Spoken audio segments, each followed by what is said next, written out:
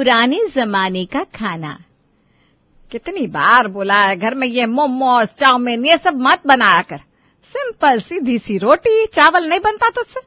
घर को घर रहने देना बहू, होटल क्यों बना रही है? माँ जी ये बच्चों के लिए बनाया था, आप लोगों के लिए सब्जी रोटी बनी है।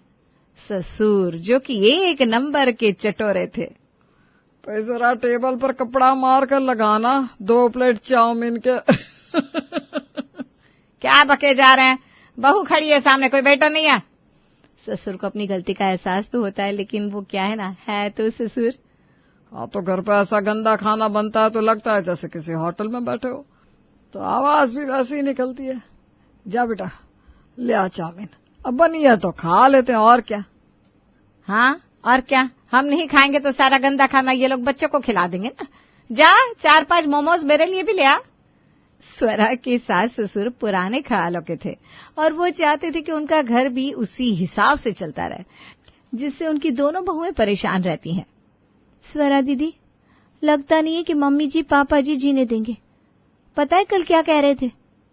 क्या कह रहे थे? कि दाल चावल बनाया करो, बस यही ना। तुझे पता है इस महीने हम लोगों के घर पर चावल कितना लगा है? अरे बाप रे, क्या ही बोलो। अरे दीदी ये कोई बड़ी बात नहीं है, दाल चावल बनाने में कौन सा वक्त लगता है। कल सासू माँ कह रही थी ये आंगन में चूल्हा बना ले और अब से रोटी चूल्हे की ही खिलाना। बताओ दीदी, इतनी गर्मी, ऊपर से सास ससुर की चूल्हे की खाने की डिमांड। मुझसे तो चूल्हे पर खाना नहीं बनने वाला, कहीं कोयले से जल के मर जाऊं तो। ना बाबा ना। मुझसे कौन सा बनेगा दीदी, मैंने तो कभी गैस में भी खाना नहीं बनाया था शादी से पहले, और चूल्हे में खाना मेरे बस की बात नहीं है। तभी ससुर के खांसने की आवाज आती है और दोनों बहुएं लग जाती हैं काम पर, सर पर पल्ला और हाथ में बेलन। अरे बहू क्या हो गया, आज खाना नहीं बनेगा क्या? पुराने जमाने में तो 7 बजे खाना लग जाता था, तब तो चूल्हा हुआ करता था, हाथ से गेहूं पीसा जाता था। अब पूरी सुविधा है, उसके बाद भी खाने में इतनी देरी। जब देखो तब हर बात पर पुराना जमाना ले आते हैं दीदी। हाँ, इन्हें भी तो कोई बताया कि पुराने जमाने में सास ससुर कैसे रहा करते थे। ससुर की फिर खांसने की आवाज आती है। लाई पापा जी खाना। तभी वहां स्वरा की बेटी आती है। मम्मी मम्मी चलो ना, स्कूल का होमवर्क करवा दो, बहुत सारा काम बचा है। पुराने जमाने में तो दादा दादी बच्चों को पढ़ाते लिखाते थे। जा अपने दादाजी के पास बैठकर अपना होमवर्क पूरा कर ले।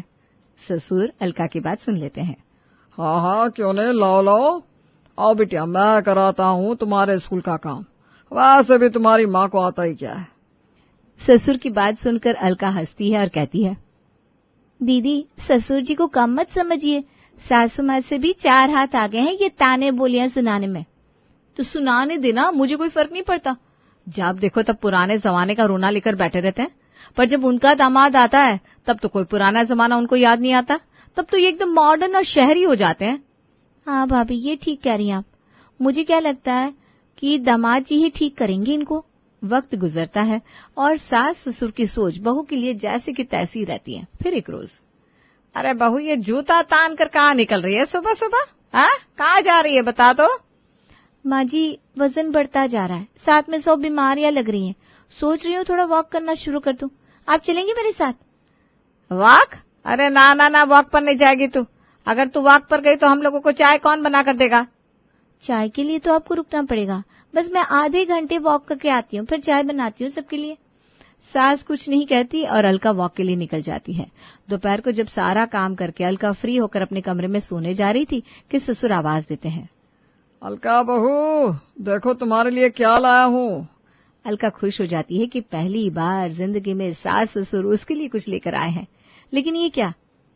पापा जी ये क्या है? ये तुम्हारे वॉक की मशीन है बहू, वो क्या है ना, चाहे तो हमें पूरे वक्त पर ही चाहिए। अलका देखती है सामने हाथ से गेहूं पीसने की चक्की रखी है। अब यह चक्की रोज 2 बार चलाना, हाँ? रोज रोटी के लिए घर का ही आटा होगा, घर का पीसा आटा भी मिल जाएगा और तेरा स्वास्थ्य भी ठीक रहेगा। क्या?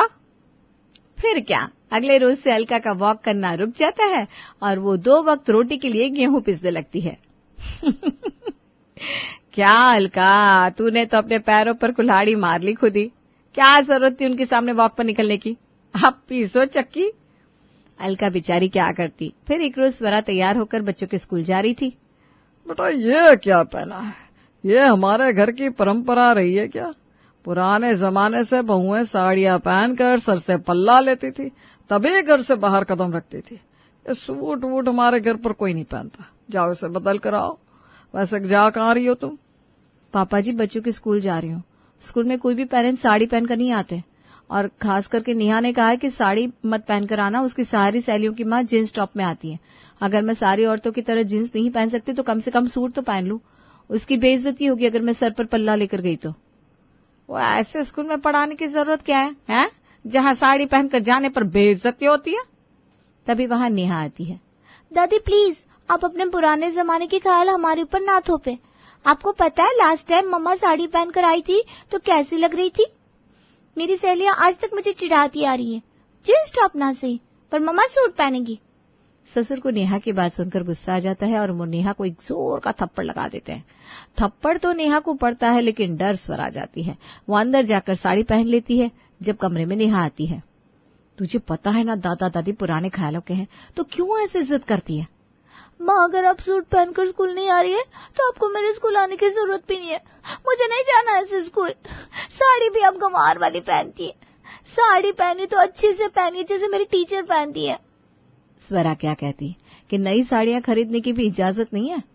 मिलने बरतने वाले लोग जो साड़ी दे जाते हैं, बस वही साड़ी उसके साथ सिलाने के लिए देती है। फिर शाम को, पता नहीं दीदी कहाँ से कांदा लहसुन की महक आ रही है। सच में दीदी, कभी कभी ना बड़ा मन करता है ऐसा लहसुन से भरा खाना खाने का। हमारे घर में कांदा लहसुन क्यों नहीं डालते सब्जी में? अरे डालते हैं, लेकिन मौका पड़ने पर। ससुर जी तो खूब चाव से कांदा लहसुन वाला खाना खाते हैं, पर वही है ना, अपने पुराने जमाने का राग इनकी नाक ऊंची कर रखी है। तभी सासू माँ जाती है। क्या बातें हो रही है तुम दोनों के बीच? लहसुन वाला खाने का मन कर रहा है सासू माँ, आज बना ले क्या? हरे कृष्णा हरे रामा हरे राम। आज तो बहु बड़ी पूर्णमासी है। आज के दिन तो व्रत रखना चाहिए, और तुम लहसुन की बात कर रही हो? पुराने जमाने में घर में कांदा लहसुन बिल्कुल नहीं बनता था। अगर बनता भी था तो घर के बाहर चूल्हे में, समझ रही हो? और उसके बर्तन भी अलग होते थे। अब आज तो मैं इजाजत नहीं दूंगी, लेकिन बाद में कभी देखती हूँ। बस फिर क्या था, दोनों बहुएं वहां से चली जाती हैं। शाम को बहुएं खाना बना रही थी कि बड़ा बेटा अजय आ जाता है। अरे अजय, क्या बात है, आज बड़ा जल्दी आ गया? सब ठीक है? अरे माँ, वो आज गुड़िया का पति विवेक आ रहा है ना, तो सोचा रात को खाने में उसके साथ बैठ जाऊं। नीलेश को तो आने में देर लगेगी। सास ससुर विवेक का नाम सुनते ही उछल पड़ते हैं। विवेक उनका दामाद है, जिसकी 100 गलती भी इन लोगों को दिखाई नहीं देती। शाम को दामाद घर आता है तो घर का माहौल बिल्कुल बदल जाता है। अरे दामाद जी, गुड़िया को नहीं लाए? मैं हर जगह बीवी को ढोकर थोड़ी ना घूमता हूँ। वो तो आज भैया जिद करके बुला रहे थे तो आ गया। कुछ खाने पीने का भी मूड बन गया था। मैंने कहा बाहर बैठ के होटल में खाऊंगा, इससे अच्छा अपना घर है, चलता हूँ। क्यों ससुर जी, ठीक है ना? अरे हाँ हाँ बेटा, क्यों नहीं, बताओ क्या खाने पीने का मन है? जो बोलो वो बनवा दे। दो बहुआ है। पापा, आपको पता नहीं, ये आपका दामाद एक नंबर का शराबी है, तो क्या पिएगा ये सोचिए। क्या बोला भैया? अरे कुछ नहीं, वो तो बस ऐसे ही मजाक कर रहा था। हाँ हाँ, क्यों नहीं, करते ना इंतजाम। वैसे बेटा स्वास्थ्य के लिए बहुत खराब होती है, ये तो पता है ना तुमको? वो ऐसा है ना पापा जी, ज्यादा अक्ल मत चलाइए अपनी। बोल रहा हूँ ना, कांदा भजी बना दीजिए, और वो भी छोटी वाली भाभी से कहिएगा। वो क्या है ना, अलका भाभी ने बहुत पहले कांदे के पकौड़े खिलाए थे मुझे। आज तक उसका टेस्ट मेरे मुंह में बसा हुआ है। अलका तो ये सुनकर खुश हो जाती है। हे भगवान, कुछ और मांगा होता तो वो भी मिल जाता। कांदा लहसुन खाने का मन हो रहा था और आ भी गया चांस। अरे बहू, जमाई राजा को कांदा के पकौड़े खाने का मन कर रहा है तो जाकर किचन में तैयारी कर, और साथ में बटाटे में लहसुन की चटनी डालकर उसके भी पकौड़े बना लेना। मैं अजय से कहती हूँ तुझे सामान ला कर देगा। अलका का भी मन बहुत होता है कांदा लहसुन खाने का, लेकिन अभी अभी तो सास ने डांटा था उसे, तो सास की क्लास लगाना भी तो जरूरी है। नहीं माँ जी, आज तो बहुत बड़ी पूर्णमासी है। आज तो दुनिया भर के लोग व्रत रखते हैं। मुझसे नहीं बन पाएगा कांदा लहसुन वाला खाना आज। देख, ज्यादा नौटंकी मत कर, समझी? चुपचाप खाना बनाने की तैयारी कर, हमारे जमाई राजा को खाना है। अलका मन ही मन मुस्कुराती है और किचन में चली जाती है। देखा, मैंने बोला था ना, सब बनता है घर में, बस सुविधा के अनुसार। जब जवाई आ गया तो ये घर की सारी पुरानी परंपरा, सारे कायदे कानून उस छत के ऊपर दिखेंगे। दोनों बहुएं हंसने लगती है। खैर जमाई राजा खाकर खूब सारा पीकर घर से निकल जाते हैं। हाय रे माँ जी, मेरे पैर पर बहुत चोट लगी है, चला भी नहीं जा रहा। दामाद जी भी जा चुके हैं, मैं चलिए अपने कमरे में सोने। माँ जी मैं सारा बर्तन रख देती हूँ, और कोई काम है तो बता दीजिए। ऐसा कैसे कोई काम नहीं है? हमारे घर में ये सब गंदी चीजें जब बनती है तो उसके बाद पूरे घर की धुलाई होती है। तो एक काम कर, पूरे घर को पानी से धो, पूरा घर शुद्ध कर, अगरबत्ती जला और उसके बाद सोने जाना। छोटी बहू समझ जाती है कि अचानक से बड़ी बहू ने क्यों चोट लगने का नाटक कर दिया।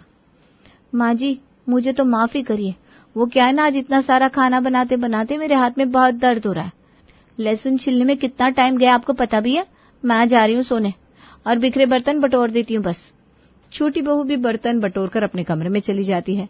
पर अगली सुबह ये क्या, पूरा घर जैसा का तैसा। अरे ये क्या, कल रात घर की धुलाई नहीं हुई? माँ जी आप तो मुझसे धुलवाई करवाती थी जब भी घर में कांदा लहसुन वाला खाना बनवाती थी। क्या हो गया, बड़ी बहू बीमार हो गई तो क्या छोटी बहू को प्रेशर नहीं देना चाहिए? वाह दीदी, तो ये आपकी चाल थी। वही मैं सोचूं, आपको तो कहीं चोट नहीं लगी, अब क्यों बहाना बनाकर अपने कमरे में चली गई? अब जो चीजें मैंने झेली है एक बार तू भी तो देख, कैसे मैंने इस घर में अपनी जिंदगी काटी है। पूरा खाना बनाने के बाद, सबको खिलाने के बाद, बर्तन बटोरने के बाद, पुरानी परंपरा का पालन करते हुए पूरे घर को पानी से धोकर अगरबत्ती जलाकर सोने जाती थी। फिर चाहे शरीर कांप ही क्यों न जाए। तो क्या हुआ, कल रात को तो ऐसा कुछ भी नहीं हुआ इस घर में। मैं थक गई थी दीदी, पर कोई बात नहीं। मैंने सोचा जो परंपरा है वो तो है ही। मुझे लगा शायद सासू माँ और ससुर जी मिलकर पूरा घर धो देंगे, लेकिन ये क्या, परंपरा तो टूट गई। क्यों पापा जी, है ना? ससुर सास की तरफ देखे सास ससुर को। हाँ हाँ क्यों नहीं, मैं धोने लगी थी पूरा घर। वो तो तुम्हारे पापा जी ने कहा वो धो देंगे तो मैं सोने चली गई। अब देख रहे हो घर धुला भी नहीं है। क्या जी, क्यों नहीं धोया आपने पूरा घर? अरे भगवान, ऊपर वाले का तो खौफ रखो।